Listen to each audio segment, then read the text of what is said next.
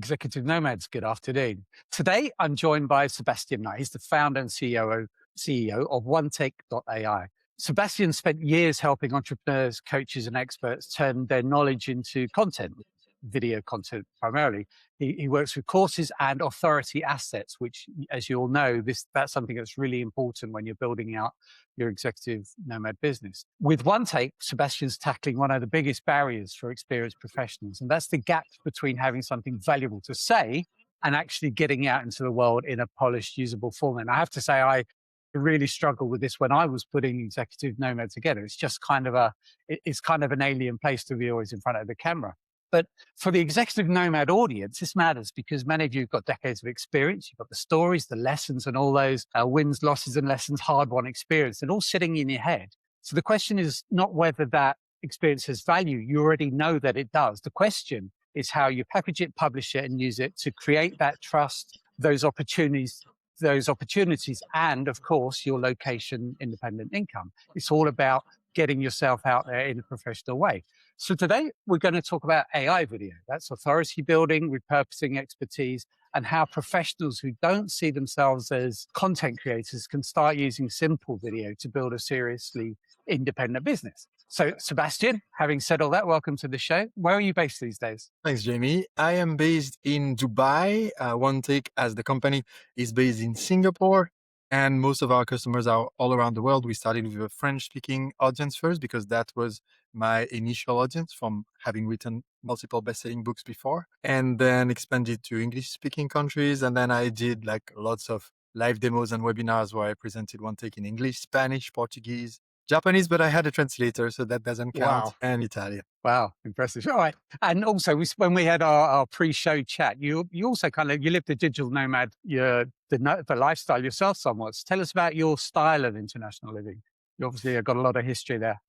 That is correct. I started my first company in 2006, my first successful company in 2007. And all of my companies have always been with remote teams. So we've only twice had an office because two of my companies were shipping physical products. So there was an office with one person to ship the products. But then other than that, my COO is right now in Madagascar.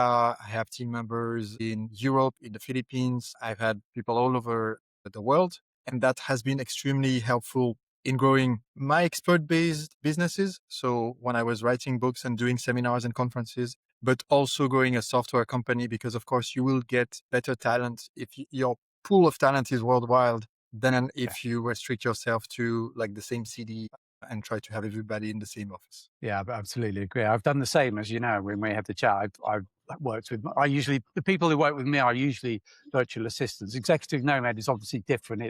We talk to the executive nomads, people who are coming out of their career and they want somewhere to put that experience, that knowledge that they've gained over 30 years. And I've been working international. I was a digital nomad before digital. I think I mentioned that to you. There was faxes involved in my early nomad life. Thankfully, we've moved on from that, Sebastian. So while we're on today's show, what's the biggest thing you'd like our listeners to take away from today's event? First of all, I love that you start with the one thing at the start. I'm an essentialist, so I love that.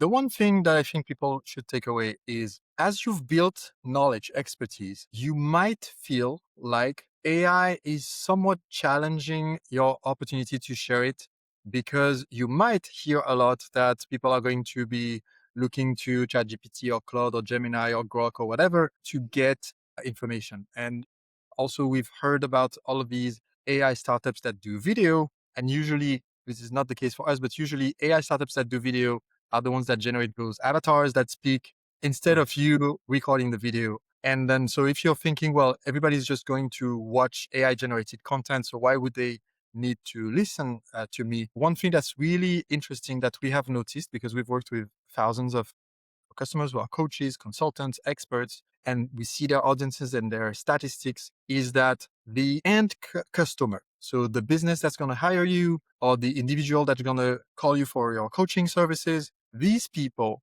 they are looking to use video to get the connection with the expert. And so your expertise is irreplaceable, even in the age of generative AI, even in the age of ChatGPT and chatbots, because people do not feel the same value of the content and information.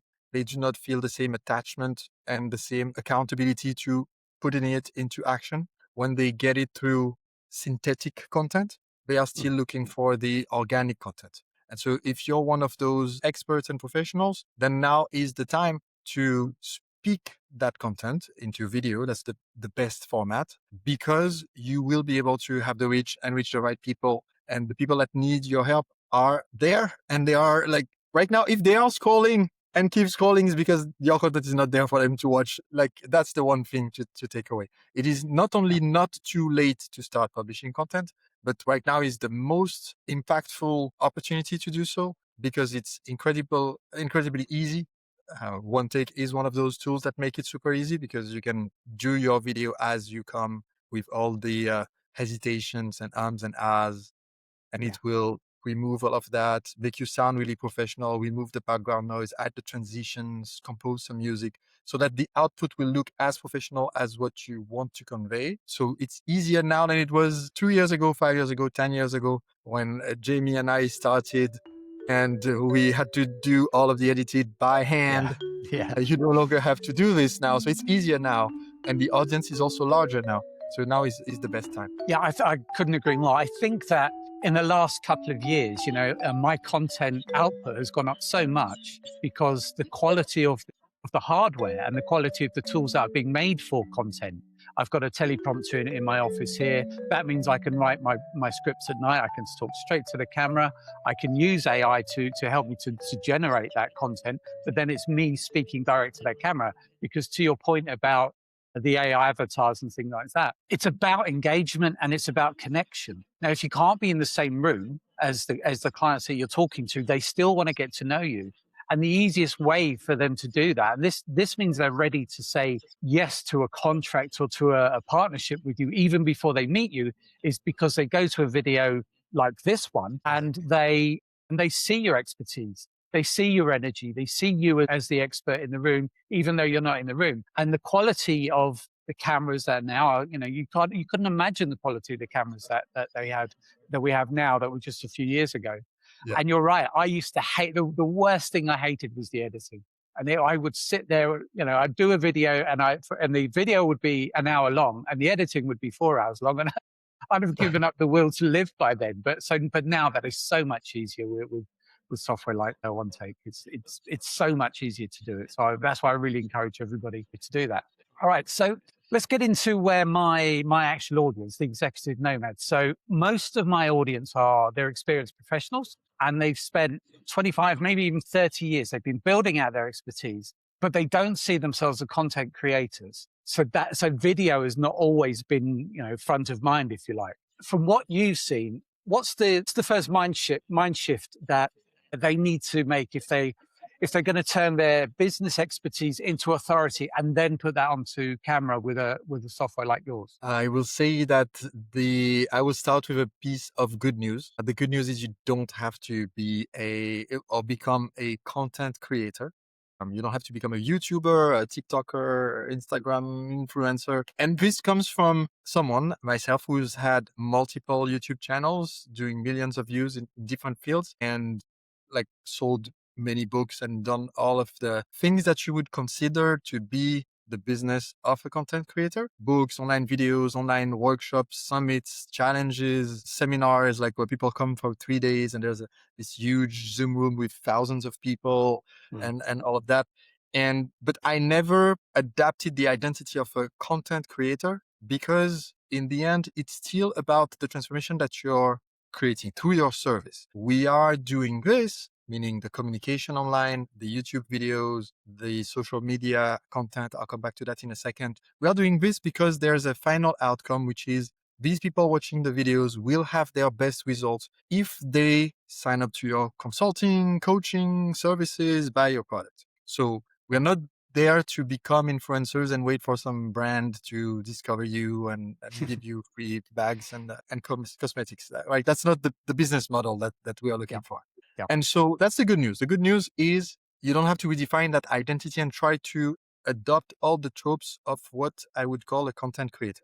And this also means that, for instance, you don't want to be actively spending a lot of time and energy creating content for platforms where the content is just meat for the grinder. So I'll give two different types of platforms so you understand the difference. YouTube on one side, as well as podcast platforms, are platforms where content can be timeless. And as a professional that has this expertise, that's what you want to build your content for. Somebody can find today a video that you pushed on YouTube 6 months ago or 6 years ago. Like actually one of my videos that still gets the most views per day is a video that I published almost 15 years ago now. It's in French and it's called something like how to get your first customers. And it ranked well at the time and it's still ranking well because people are clicking like when they watch it. And so the video quality in terms of like just the camera is terrible, but the advice is really good. And so people keep watching it and this still drives them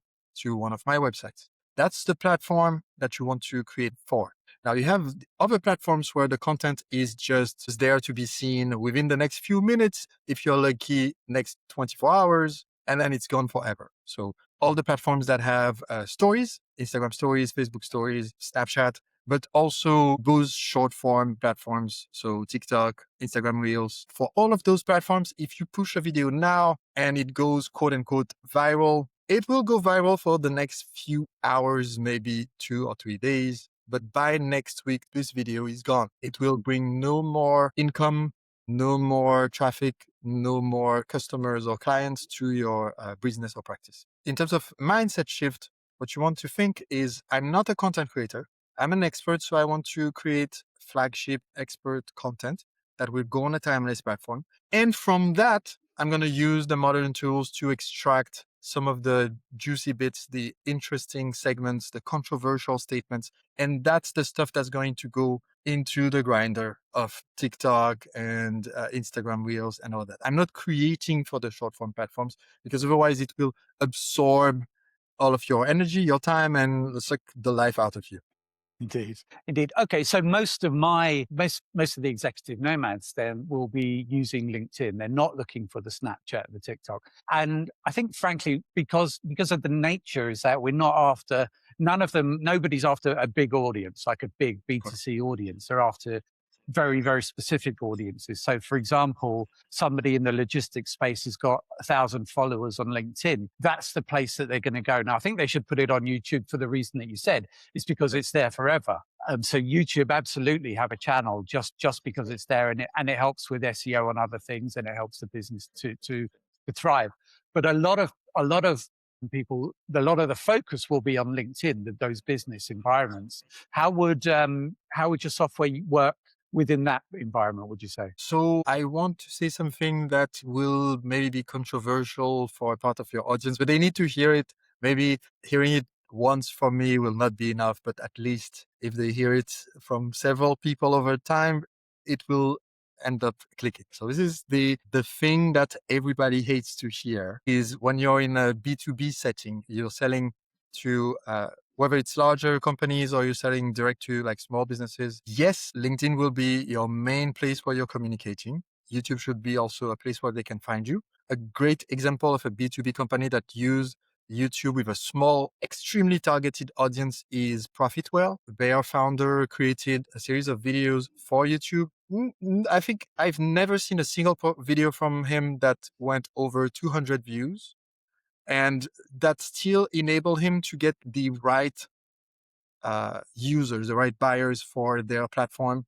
And that platform was sold for 9 figures without ever having the kind of broad, huge B2C audiences that you might think, because it was just B2B. He was selling to a very targeted niche of SaaS companies that have recurring subscriptions, and that was their avatar. So the point that I'm going to make is that even though you will have most likely LinkedIn as the main platform, I would say YouTube as a secondary platform, I would still not underestimate the fact that all of those people that you sell to, the B2B people that will be buying the service at work, they are on LinkedIn, but they are still spending an increasing and large amount of time doom scrolling at night. Yeah. And some of the most surprising TikTok successes, I'm a good friend with Jeff Walker. He's the founder of a program called the Product Launch Formula. And one of his really interesting students in there was somebody that teaches Excel spreadsheets to accountants. And they were extremely successful on TikTok because they Oh, had a couple of videos about Excel, right? That spoke, that was specific to that audience, but were fun enough that for that market, when they were scrolling, TikTok knew that it should show this video to that person. So I would not underestimate the fact that if you're in a niche like that, none of your competitors are using TikTok or Instagram because they mm, think nobody's on there. But the truth is, almost every single human nowadays of adult age is on those platforms. And so you would be the only one in their feed that is talking about this specific issue that you're solving professionally. So that's the thing that people don't want to hear, but they had to hear it at least once so that over time, maybe you will try it and you might be as successful as our Excel guy. And then you ask like specifically, if I'm going to publish on LinkedIn and I want to establish this expertise, then it's even more important that the content you put out there is what I would call flagship content. So it's either just you speaking to the camera, and that's one of the main use cases that people use OneTake for. They just record themselves either with their phone or their webcam. They speak on a topic and then they leave it to OneTake to turn that into a professional presentation. And that is the presentation that goes to LinkedIn. Or if that's easier for you, the option of doing interviews is also very valuable. And it can be both ways. It can be either because you interview an expert, which is a fantastic way to get B2B clients. So if you haven't tried that and you're a consultant, coach, or expert, that's one of the best ways to get people that would not respond to an outreach message, just join your network, or a sales message.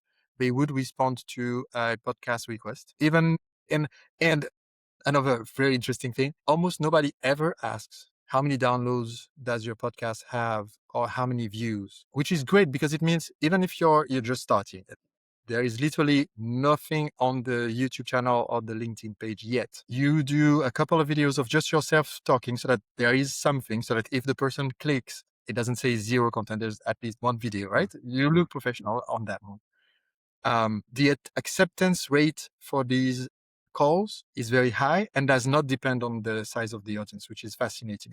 Has always been fascinating to me. Nobody asks. It's like you go to get surgery. Nobody ever asks the surgeon, have you done this before? Like how many times? Is it a part-time job?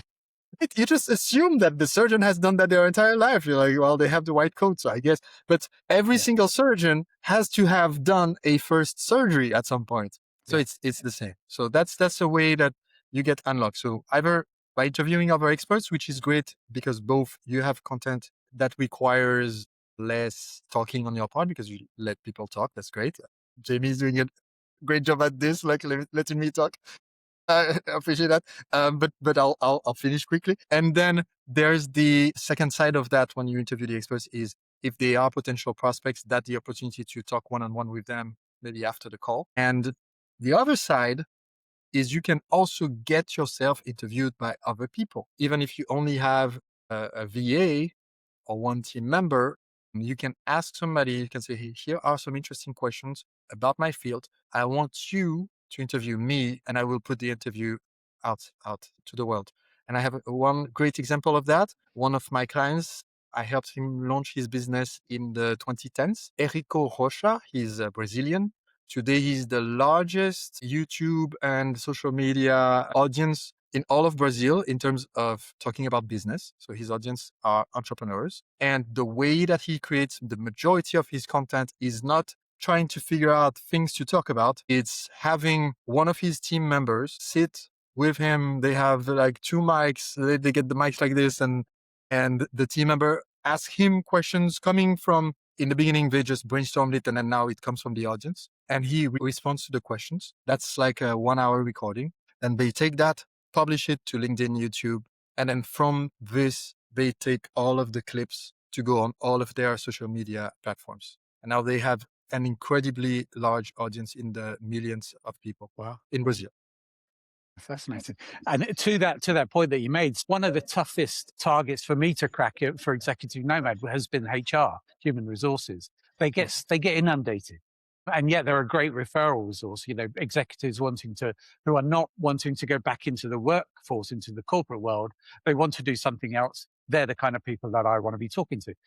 Getting in touch with them. And this is exactly what you were saying. So I switched from, this is on LinkedIn, saying, would you like to refer business to us, et cetera, et cetera. It just wasn't getting traction. So what we started doing about 2 months ago is reaching out to HR, doing it automatically, but doing it, with software to reach out on LinkedIn for us and asking them if they want to be on a podcast and if they want to get their story out and they want to become a thought leader in their industry, in the HR and the value, we tell them the value. And I can say definitely, I get at least 3 people every day say, yes, I'll be on the podcast.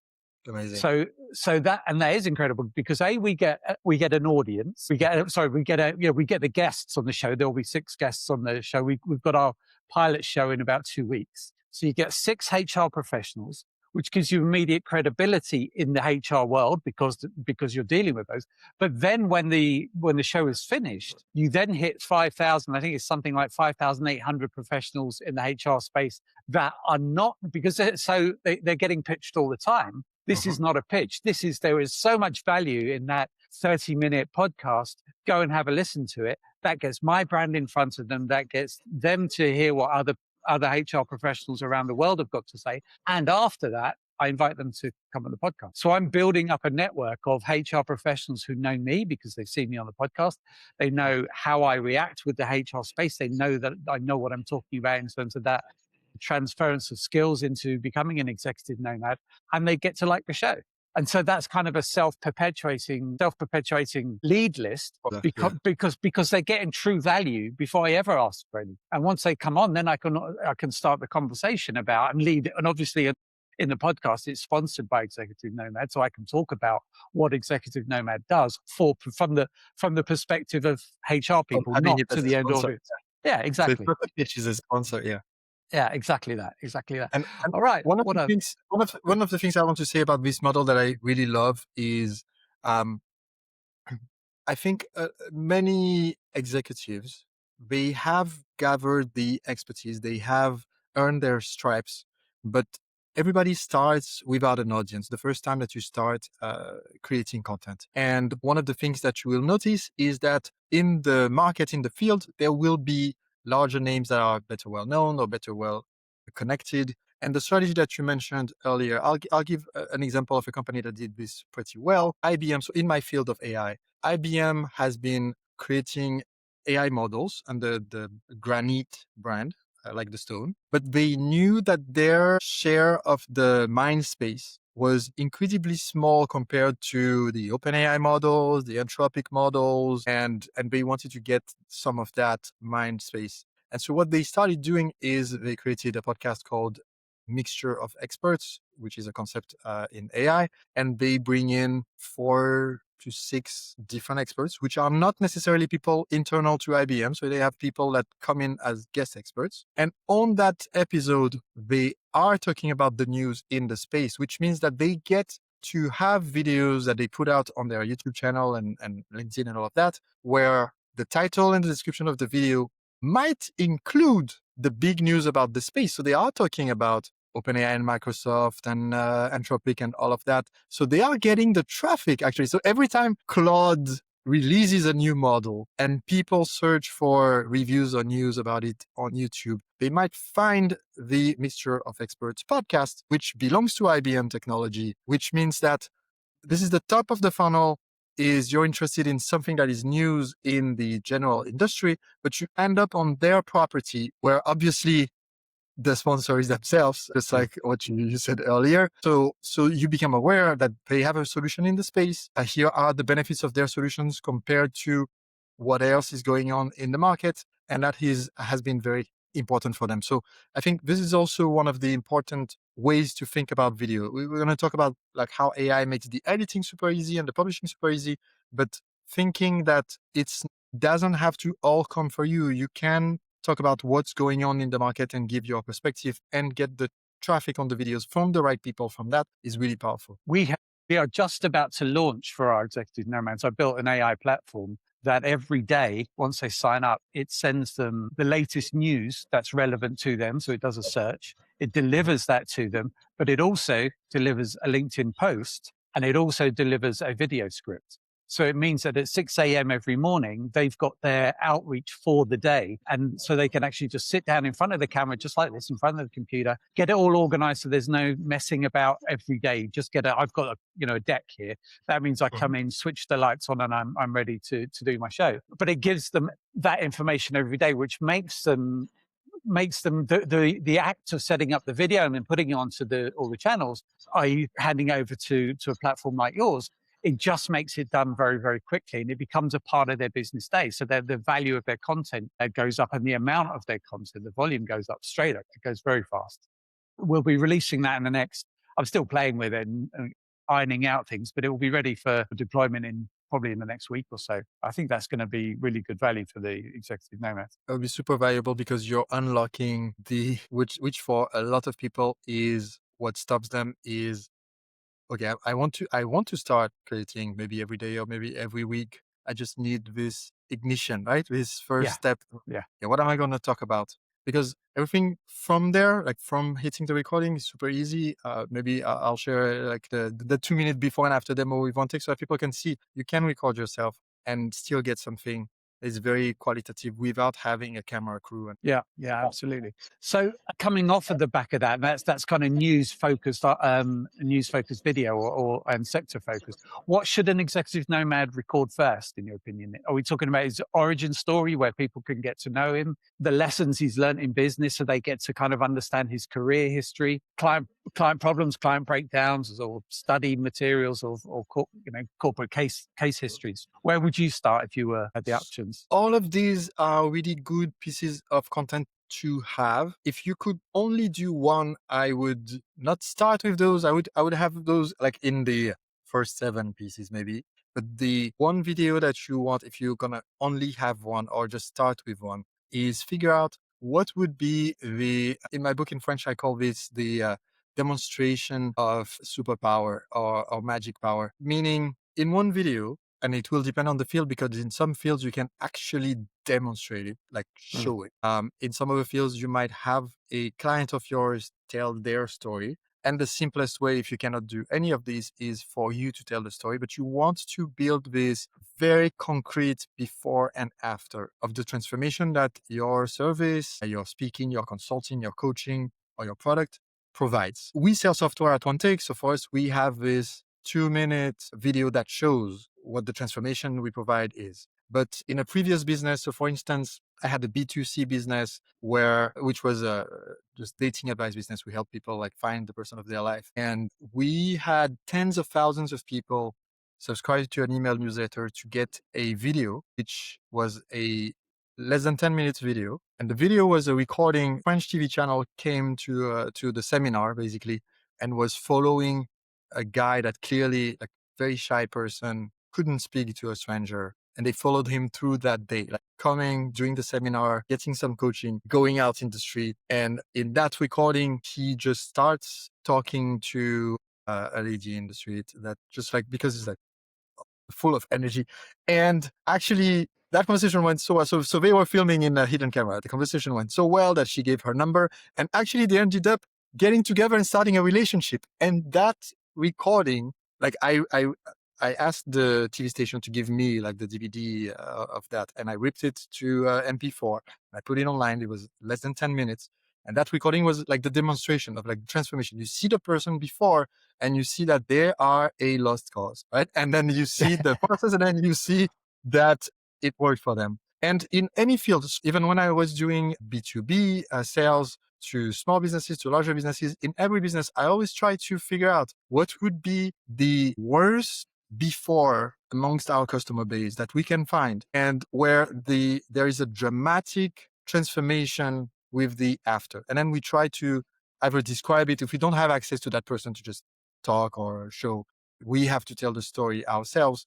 But if you can tell that in the shortest way, then you get something that is very impactful, is very relatable for somebody that's watching, and is more impactful and relatable than if you started with your story.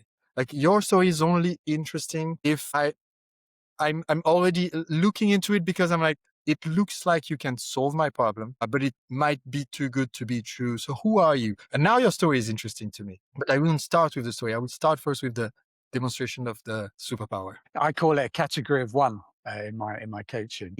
The value is for an executive coming out of corporate and telling the whole world he's a consultant. Who cares? There's a billion consultants in the world. But if he's the logistics freight site guy and he worked with a company and saved them $2.5 million after mergers and acquisitions, after the company was taken over, by doing a portfolio assessment, that he went through everything within that business within his expertise, and his value was that he went through contracts and he renegotiated contracts because now they're a much bigger company, they're 3 times the size. To say he's a consultant doing that, nobody cares. But if you actually give it a name, he's the freight site guy, all of a sudden you've got some value. People remember you. You don't say, oh, we had a conversation with that consultant guy. Oh, you remember that guy, the freight site guy? Exactly. We met that guy. Yeah, exactly that. And leading on from that, I teach in coaching how to do wins, losses, and lessons. You look at a business win, and this is exactly to your point, a win, a loss, and the lessons that you learn. But you take one of your biggest corporate wins and you take people through that corporate win. So the freight site guy takes people through his win. What happened? How did it happen? What were your pitfalls? What problems did you solve and what was the end result? So it's exactly the same as that guy going out on the street and asking for a date. You've just got to take people through the process. And it's actually a really cathartic effect as well, because so many people coming out of corporate just did it. They didn't realize the true value of what they did, because the value was part of a much bigger project. You've got a $50 million acquisition, mergers and acquisitions, you've just been taken over. There's 150 things going on. And you're involved in all of those as an executive. So you need to be able to extract that win or that loss, because losses have value too. If you know why your company just lost $5 million because a merger and acquisition went wrong, or a product launch, or whatever it is, if you know why it went wrong, that's value to a similar company doing a similar project, right? So that in itself is value too. You're right. You tell that story, you explain it, the wins, the losses, and the lessons in that whole thing. And that allows people to get to know you. That allows people to say, actually, he does know what he's talking about. He was a COO, I'm a COO. He was a CFO, I'm a CFO. So you get all of these credibility anchors and you bring them into the story. And most of your pitching, your selling of what it is you do is already done before they even get on the phone with you. They've already seen that stuff. They've already seen that bit about you. And it just allows you to sort of not have to continuously tell your story, because you've already told your story. And you can say, when you're in contact, say, go and have a look at this on YouTube, on LinkedIn or whatever. So I think that's really valuable. Yeah, exactly. And I will add that story has to have two things. It has to be relatable, so similar problems than what your client is facing, but also you want it to benefit from what my friend Erico calls the New York effect, which is from the song, if I made it here, I can make it anywhere. You want this story, you're not just telling any case study that is relatable. You're telling one that is relatable, but the contrast is so high that in the before situation, your typical customer would look at it and say, wow, so these are the same kind of problems that I'm facing, but at least I'm not as bad as that guy was. And then when they see the transformation, they're like, okay, I can make it. Because I'll give a counter example. We changed a lot of our own marketing and even the name of the company. It was called differently before, because I had a conversation with one of our investors who pinpointed a big issue that I never was aware of in how I was demonstrating what we do. And the problem that he pinpointed was, I have been a public speaker. I've done not tens of thousands, but thousands of videos, a movie and all of that. And so when I would do a live demo and I would record myself and present, I would just take a random topic and present for 2 minutes and use that and put it into the AI. He said, the problem is before, so when I'm recording myself for 2 minutes, is already too polished, because I can speak for 2 minutes without any ums and ahs, any hesitations. I'm framed properly. The light is fine.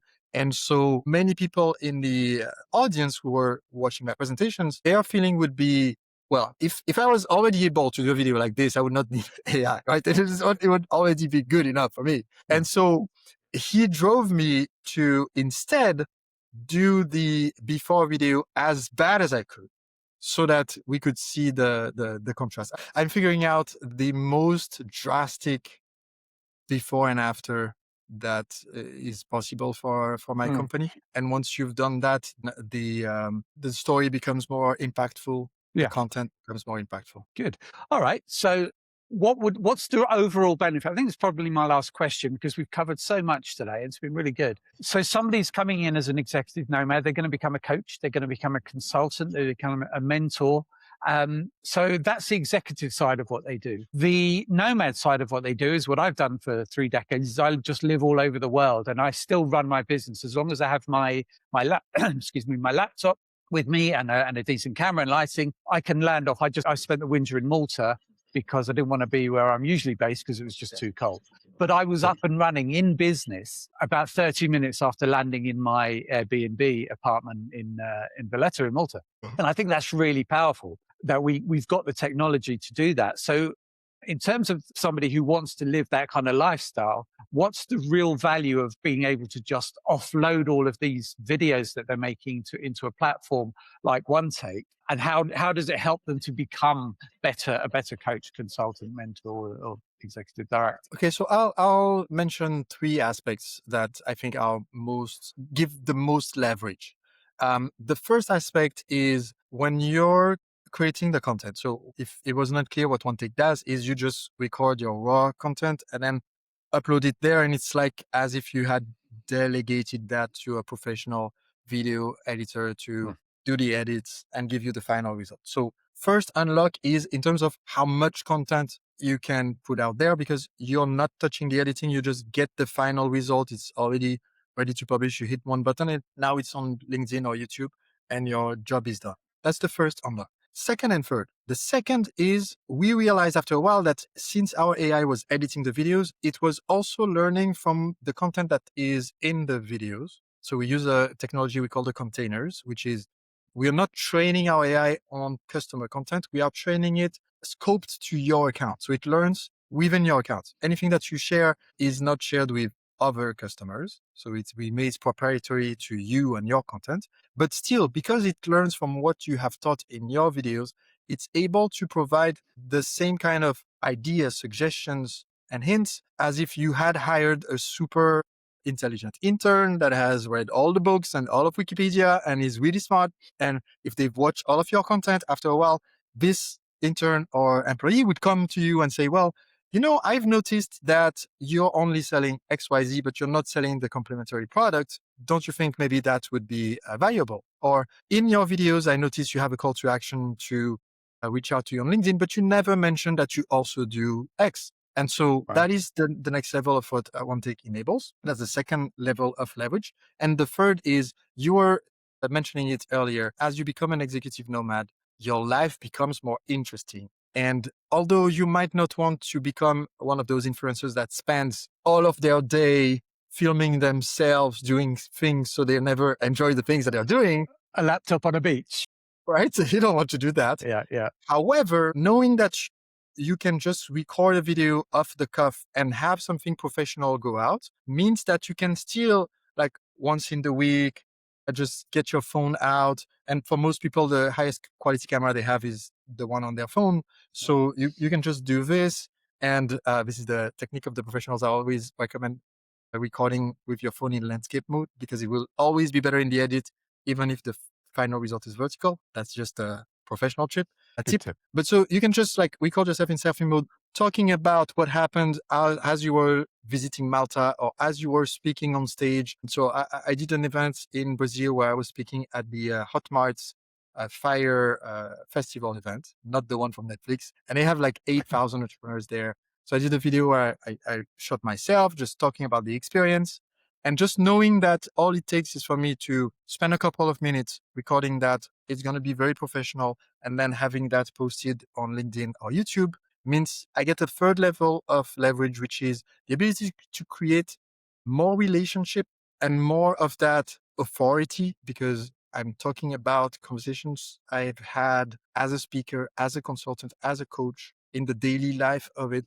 And that makes the transformation that I bring more real to the customers. Mm. And so that's a good way to extend your audience and the relationship with them without feeling like you're on a treadmill of creating new content. Yeah, that's very effective. Yeah, even comparing one take to I do everything in Riverside, and even comparing that, it's Riverside is brilliant, but one take just takes it to a whole new level in terms of what it can do.